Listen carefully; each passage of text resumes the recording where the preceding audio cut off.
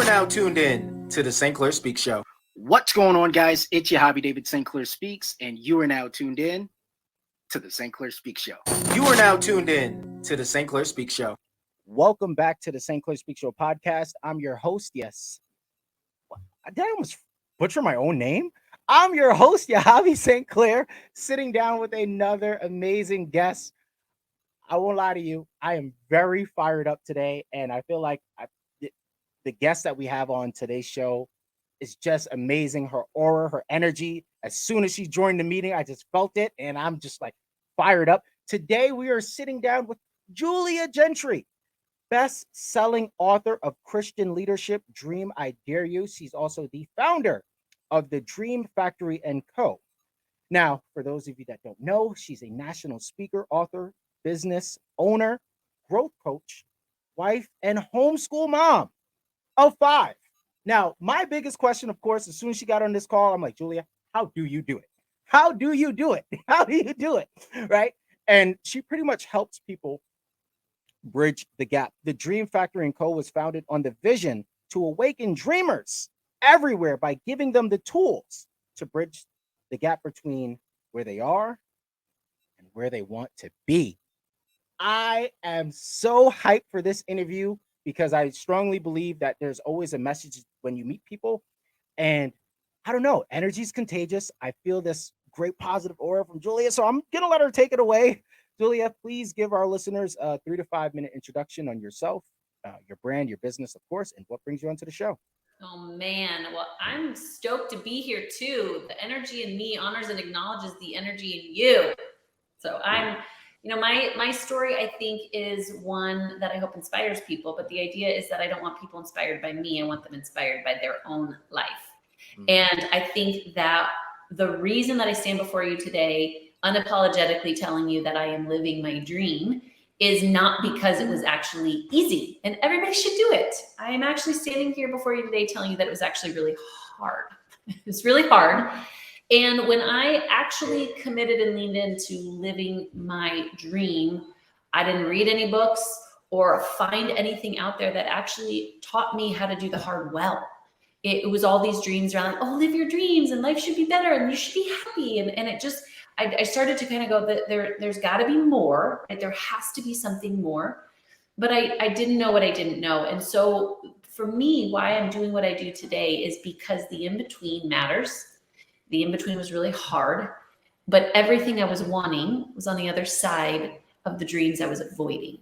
And so when I started, I was doing real estate investing. We had some epic wins, followed by some epic failures that landed us $100,000 in debt, right? And so we realized that there was more to business than just making money, that there was this thing called mindset. This was way back in 2010. After we had made all the money, we realized we got to get our minds right? That this is not just about technique. This is about mindset.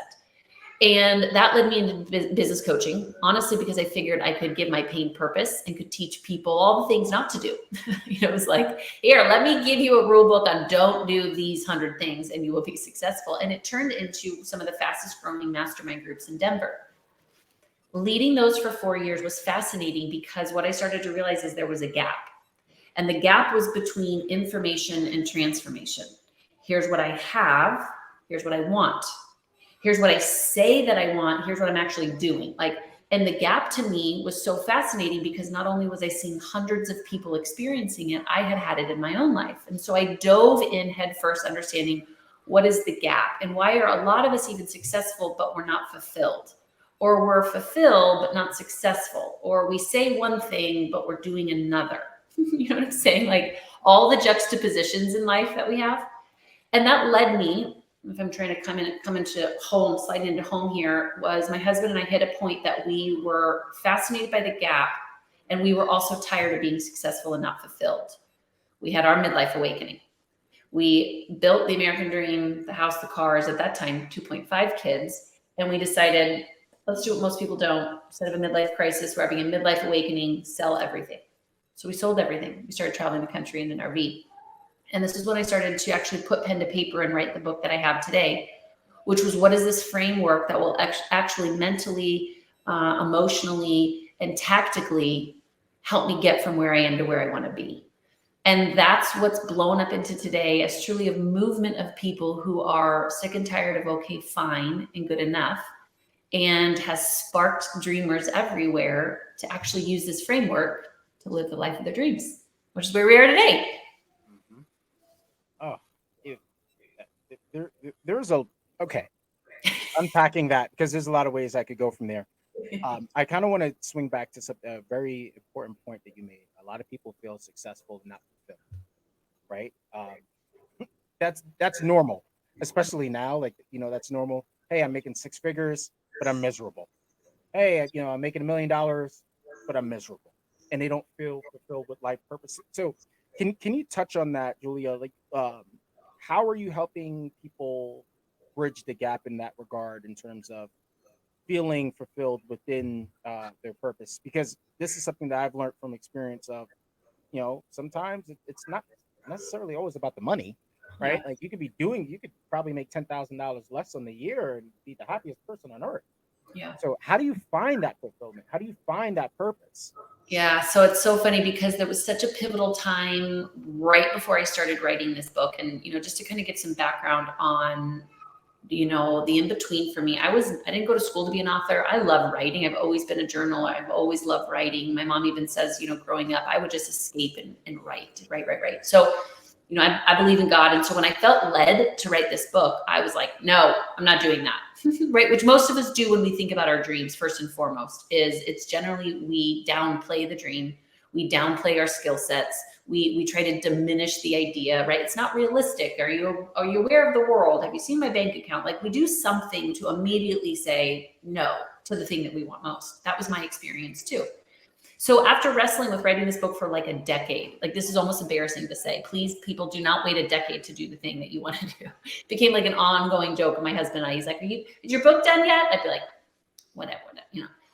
I'm literally going to the bathroom one day and I'm close. This is in the RV and I go to the bathroom one day and this older lady is walking out. This is in the RV where our lives have we've uprooted our lives. And this elderly lady walks out and she kind of runs right into me. And I look at her and I go, how you doing today? Because it was one of those interactions that you just felt like we should say something now that you've basically run into me. She says, living the dream.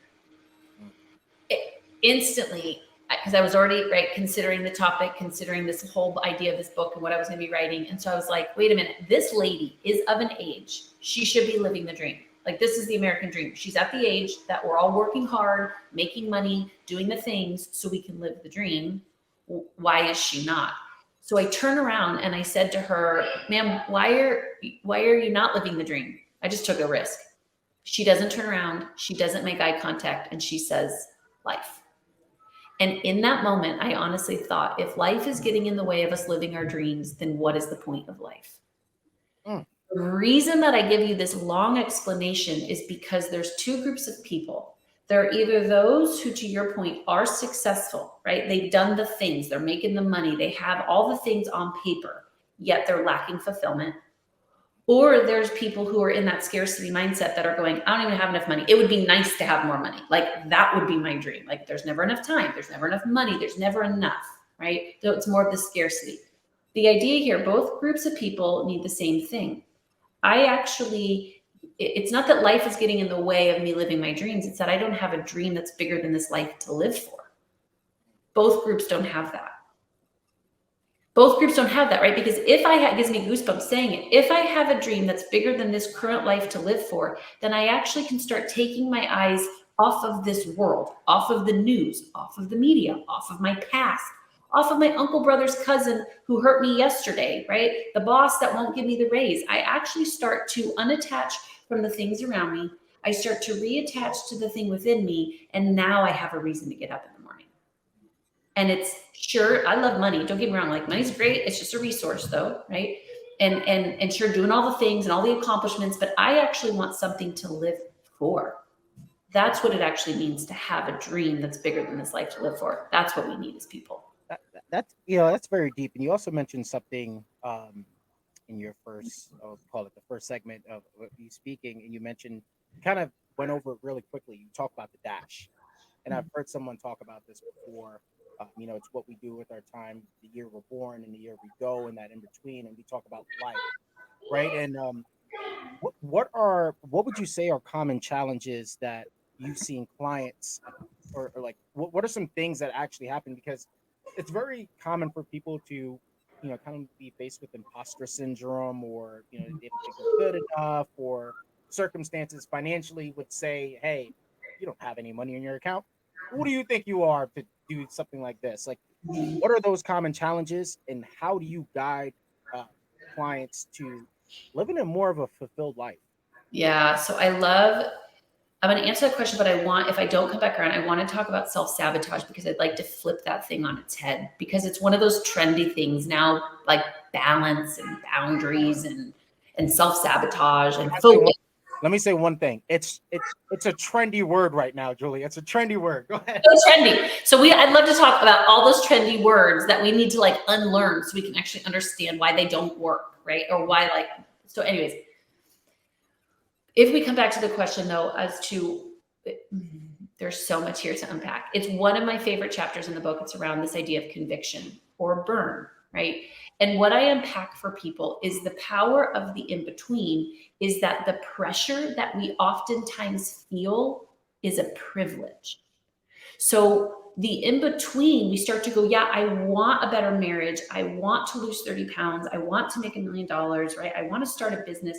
Yeah, and then I started and it wasn't working, or they got mad at me, or I lost the money, and we start to think that the pressure is bad, that the heart is bad. But what if it's not? What if the pressure is a privilege? What if it's not designed to break you, but it's designed to make you? What if it's actually not about the dream? What if it's about your character? What if it's about you being able to have the character to hold the weight of the blessing when you get there? Because come to find out, it's one thing to make $1 million, it's another to keep it. It's one thing to get married, it's another to stay married. It's one thing to write a book, it's another to actually hold the weight of what it brings when it goes viral in the world around you, right?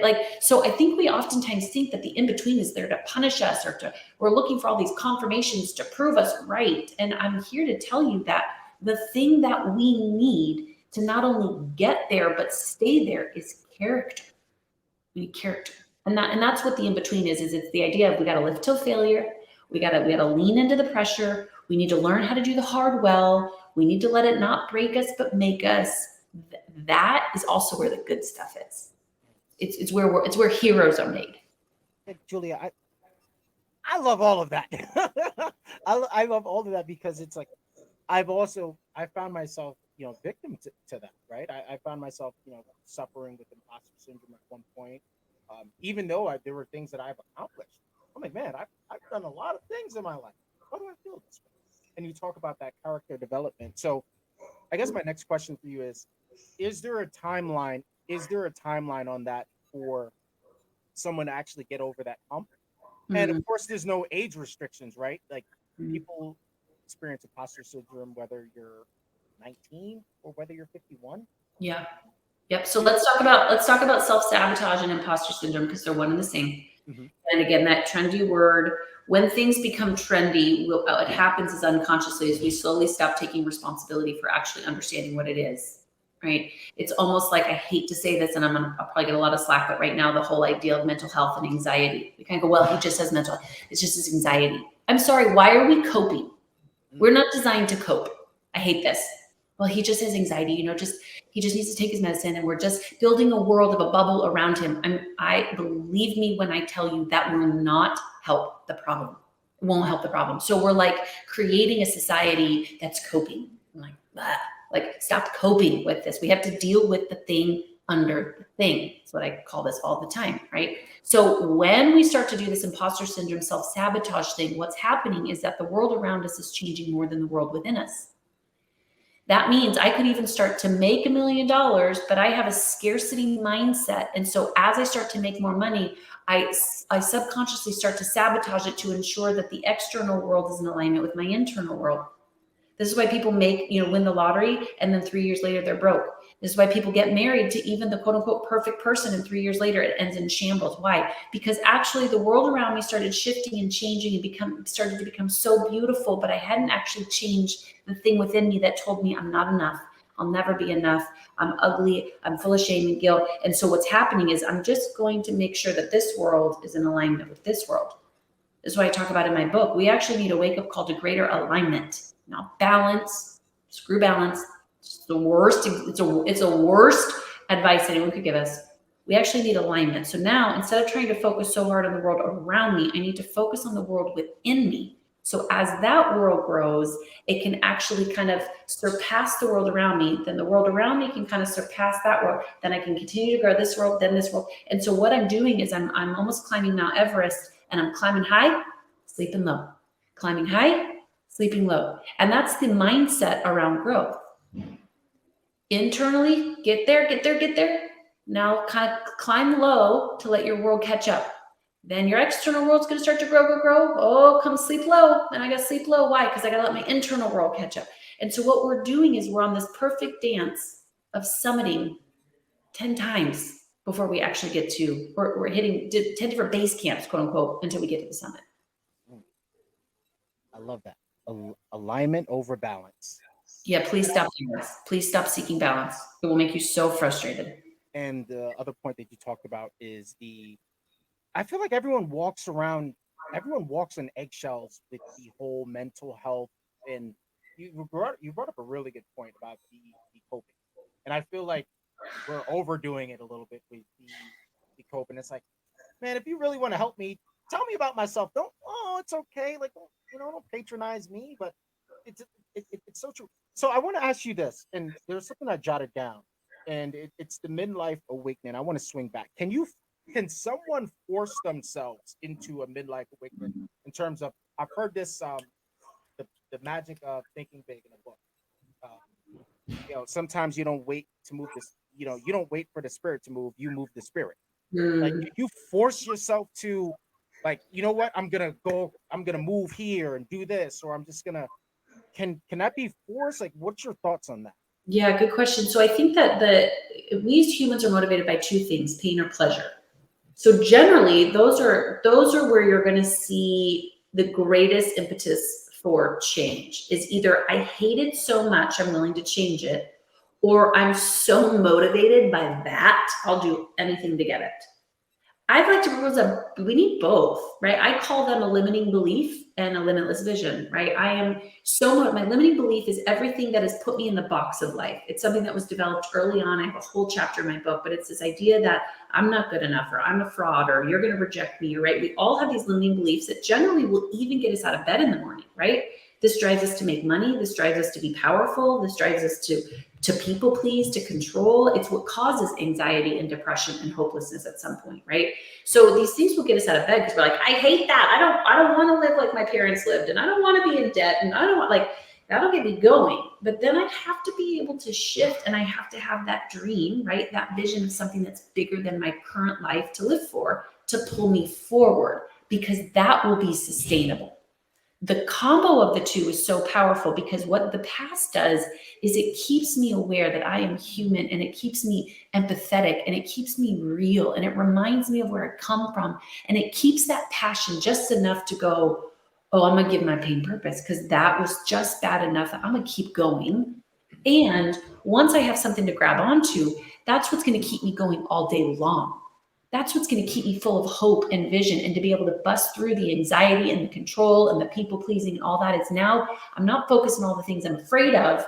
I'm focused on all the things that have captivated my heart, and I can't not do it. So that combo that's the secret sauce. So at what point does someone look at their life and say, okay, I need additional support. I need to reach out to, like, at what point does someone reach out to you, Julia? Is it right before? Is it in the middle? Like, at what point should someone actually do their research, reach out to you and kind of like go from there? Yeah, I think I think for me, the people that I've seen the greatest change is once they're at that place of Malcolm X says this, if you don't hate it, you'll tolerate it. People come to me when they go, no, I hate it. I hate that I'm overweight and continue to make excuses. I hate that I'm hiding and I'm losing. Like, I hate that I don't have a dream. I hate that my marriage isn't good. Like, I hate it. that's the point that you go, I don't even need you to come to me and say, I have a dream. No, you probably don't. It's actually probably like overcompensating for the fact that you've been people pleasing your whole life and all, right? There's this undoing. So for me, it's when people go, I'm hungry for something different. That's when you're ready. That's a very good point. It's like when you're tired of yourself, that's when you make the change. Straight up. 100%. My thing is this: I don't want to wait till I feel really unhealthy to go to the doctor for them to confirm what I already know. I know I don't feel well. Like internally, it's giving me all these warnings, and like you kind of feel it in your body as well, Julia. Like we hold these, whether it's guilt, resentment, we hold these emotions in our body. It starts to weigh us down, and that's how when we show up on camera, and we're in guilt, we're in shame. There's a lot that we wear on our face, and I think another thing that I'm learning is that a lot of people feel embarrassed. They don't want to talk about this. They're in their 30s, their 40s, their 50s. They don't know what they want to do. They feel like they should have it all the way together now, and they don't want to put themselves out there and make themselves feel a little bit more less than. How do you encourage them to take that step? Is it a hold hand process, or is it like come on, man, let's go? Totally. I mean, I think that's such a fair question. I think that there's two pieces to this process, right? And it's vulnerability and testimony. Testimony is when you get to stand at this place in your life and you don't have it all figured out. None of us do, but you get to share what's worked in your life, right? Which means I have the fruit in my life to prove that I've done the work. That's a testimony, right? And all of us have it. But there's oftentimes what we overlook, again, is that vulnerability. There's, again, one of those like really, popular words, right? That we're just like, do we actually know what vulnerability means? So my husband and I are on a podcast months ago, and somehow that word popped up again. And I was like, what do you think that word means? Because I think it's one of those things that we all think we know a lot about it, but nobody's actually really doing it. Because again, we're either oversharing or we're not sharing at all. And he sat there for probably 10 seconds. And when you're on a podcast, 10 seconds is a long time, so you're like, I was like, you need to say something. Like I was like, I need to do the song and dance. And he just sat there because you could tell that what he was about to say. He says, vulnerability is when you actually allow someone into your process exactly where you're at. And I went, oh my gosh, every man and woman, but coming from a man who's my husband is one of the strongest, most incredible, brilliant-minded men and then he says, and it's one of the best, hardest things you could do. Because what vulnerability does is it actually allows someone into exactly where you're at on the journey. That's all that it is. And so I think that for me, this is why we've crafted all the things that we have as a company, is I think that everybody also needs different starting points, right? So I have our mastermind group, which is a community-oriented group where we talk about these things together in community. Why? Because we need to know that we're not alone. So oftentimes that's what I would tell people right away. You need to be in a community of people doing vulnerability and testimony sharing. So you recognize, I'm not the only one that's controlling. I'm not the only one that has anxiety. I'm not the only one that turns to a bottle to like chill out for the day. I'm not the only one that's afraid of my own dreams. Oh, now all of a sudden you're like, okay, we'll put that over there. Like that's such noise that's not even helpful. So generally, if you're in that camp of saying, I'm the only one, then get into a community that proves you're not the only one. That's what our Dreamstorm Mastermind is, right? Then there's those who go, no, I'm sick and tired of this. This is stupid. I hate this. I want a change. This is why we do transformational work, which is either in our coaching or in the book, even, right? Like you could literally sit at home in the comfort of your own home and do the process, right? Or you can come to one of our Dare to Dream events. We actually walk people through the dream framework to get free. People think they're buying a book about dreaming. No, we sold them a ticket to freedom. This book is about getting people free so they can dream again. So there's that. So it kind of depends on, where exactly, what you would exactly say about where you are. If you're stuck and you think you're alone, get in community. If you're sick and tired of it, then get in some transformational work. Get in the process, right? If you're dabbling, then jump on a podcast. See if what you're listening to evokes enough hunger to take the next step, right? That's what I would suggest. Oh, good points. There's something I jotted down on the note when your husband was talking about what vulnerability means to him. Something I circled is respecting vulnerability. like, regardless of, say, me and you are business partners, and you're having a day and you're being open. I have to respect your vulnerability, right? Same thing with your partner, or whomever. Kind of like just respecting that, and I think that's very key. I found myself in situations where I was vulnerable, and people weren't really highly sensitive towards that, or vice versa. And then Exactly. And that to take me, that into consideration, because it's not always about me too. So I have to take that into consideration. So but I think, yeah, I think that that's what I would say. I mean, I think that, so the number one thing that will stop people from living their dreams is disappointment. It's a moment just like that. It's a moment where we decide to live bold. And boldness isn't like storm the gates and like I feel alive in the moment. Boldness is generally like, okay, I'm going to share my heart.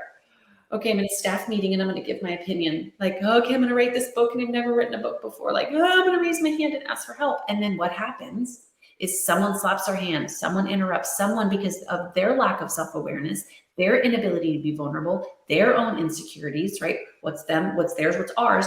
They do their thing, and then immediately what do? We shut down. And we make these like internal vows that go, I'll never do that again. I'll never do that again. I'll never do that again. And then we wonder why we're not living open and free. Well, because we've along the way, rightfully so, but we've had a rub, and that rub has called us to shut down as opposed to continue to stand free and to heal in the midst of the pain, right? That's the hard part, again, of the in-between, is just because I share and someone shuts me down doesn't mean that that's wrong. It just means I got to keep practicing it. Awkward till awesome. That's what we say at our family. You got to do it awkward till it's awesome. love that. I love that.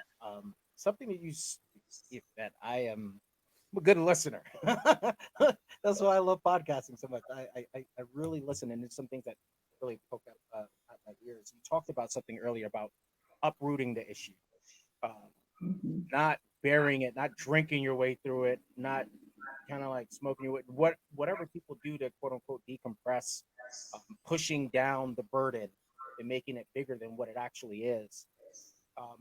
How do you go from the unhealthy state to doing those daily habits to creating healthy habits? Because you're living, like, we all live the life that we're living because of a reflection of our habits, right? Like, what do? Okay, well, I read, I do all this stuff.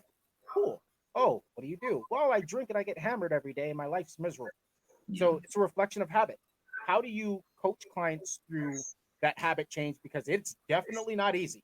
It is not easy whatsoever. And sometimes life forces us into a habit change. So how do you go about that from the coaching side? I think we have to understand one simple principle. I teach this over and over and over again, and it's the thing that I tell myself all the time, right? Which is, what gets me to where I am will not take me to where I've never been. So I start to look at my life. I don't love being told what to do. So what I'm about to tell you is also coupled with the fact that anytime someone has ever mentioned in my life habits, routines, do this, don't do this, I was always like, nope, not doing that then. Just because you simply told me to do that, I'm not doing it. I mean, as a kid, my parents finally learned, if you want Julia to eat broccoli, say, don't eat anymore. And I'd be like, like totally take a bite. So for me, this was a really hard topic because I resist being told what to do. Okay, it's the area I'm working on. So, but for me, when I started to realize, okay, wait a minute, I have a choice in here. Freedom is a choice. Freedom isn't when I have more money than I'm free. Freedom is my ability to choose consciously based upon where I'm going, not where I am or where I've been.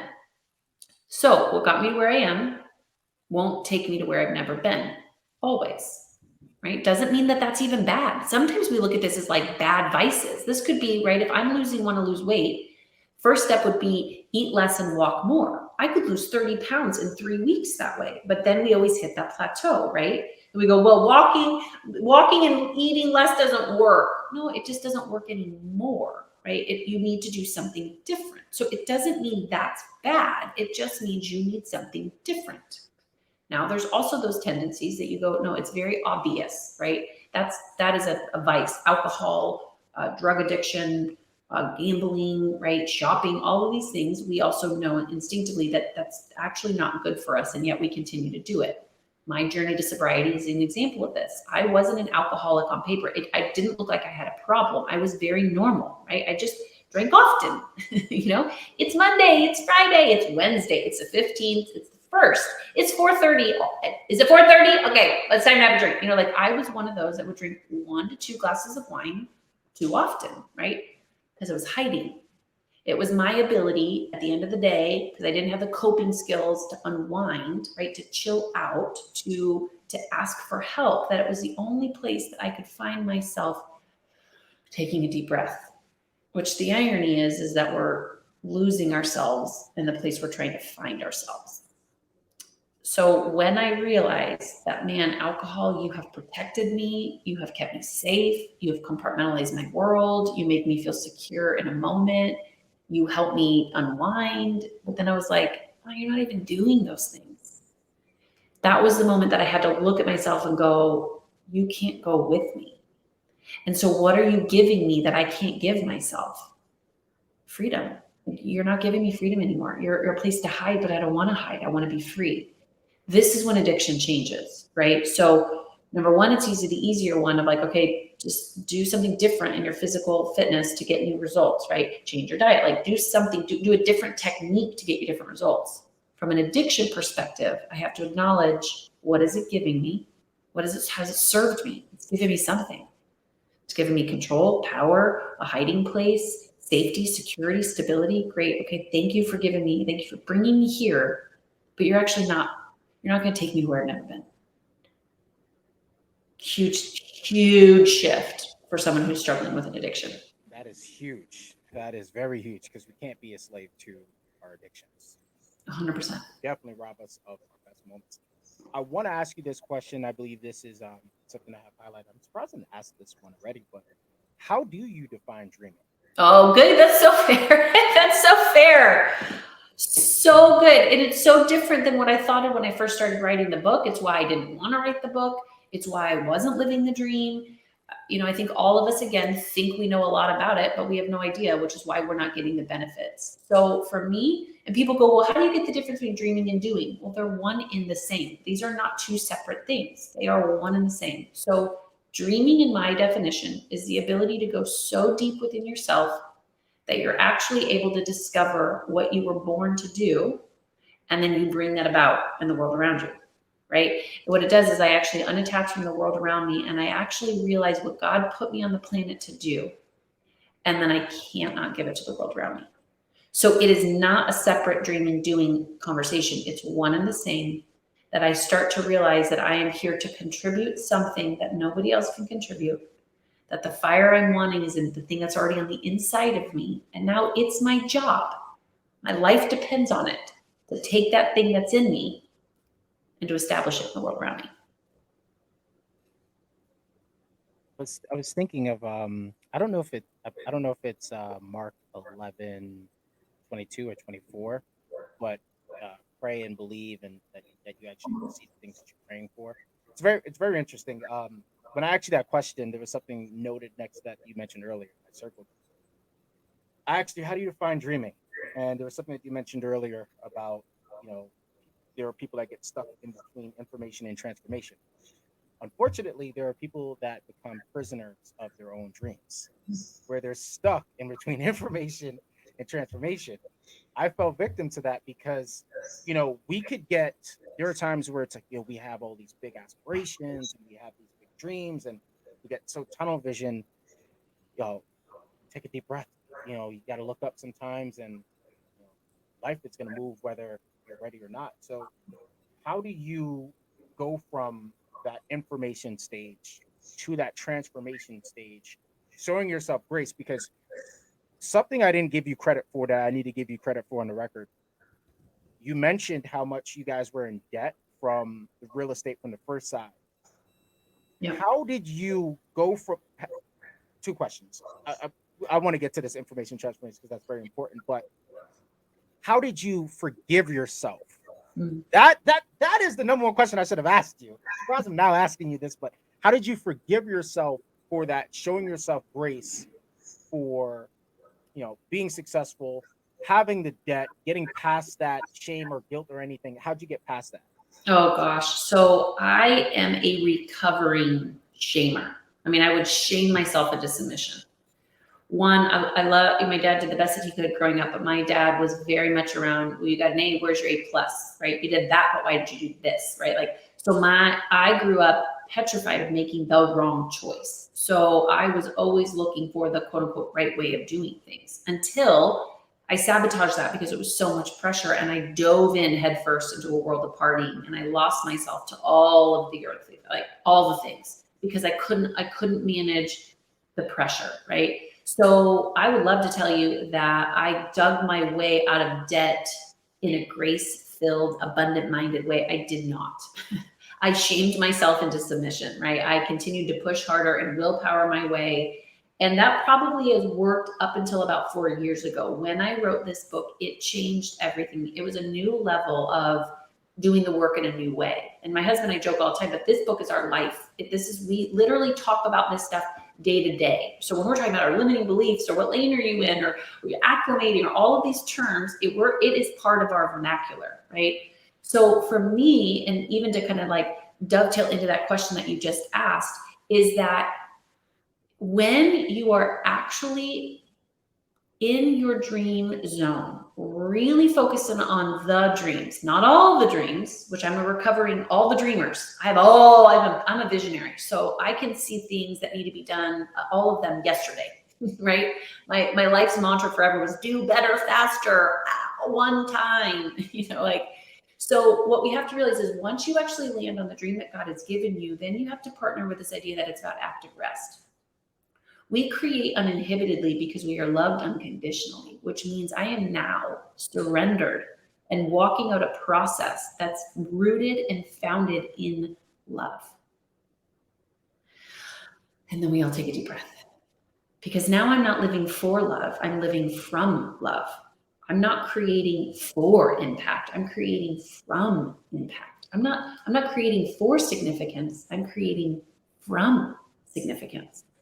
That shift now allows me to go, oh, then I don't need to create all the things to be more successful. I don't need to do all the things so people love me. That thing. And now we sit back and we're actually building our dreams from a place of rest. That's a huge shift that I still have to practice every day, because I've done all the things in my life from a place of that willpower and push. I'm a good pusher and get it done faster and all those things. So I have to, that's a juggle for me. Daily. Yep. Yeah, this is such a great conversation. You mentioned kind of that you mentioned unconditional love, right? It's also like loving yourself unconditionally, forgiving yourself, showing yourself some compassion. You said something earlier in the interview, of course. You don't know what you don't know, which is so true. Which is so true, and this is why I believe experience is the best investment. What you learned in a 5-10 year span has definitely will pay dividend further on down the line. But I really love this conversation. The reason why I love this conversation so much because it's so relatable. It's so many people could relate, but there are some people that will probably not, be out here on Front Street and say, "Oh man, I really resonate with that. I wish I would get out my own way." But I think admitting that you're in your own way, or admitting that you need to be around that community, or looking for external resources is also a great benefit as well. Because you mentioned something as well. You're not alone in the process. There are a lot of entrepreneurs that felt this way, a lot of business owners that felt this way, that they weren't showing themselves enough compassion. It's okay to have a big idea and feel somewhat fearful, but you know what they say? If you're feeling fear, do it anyways.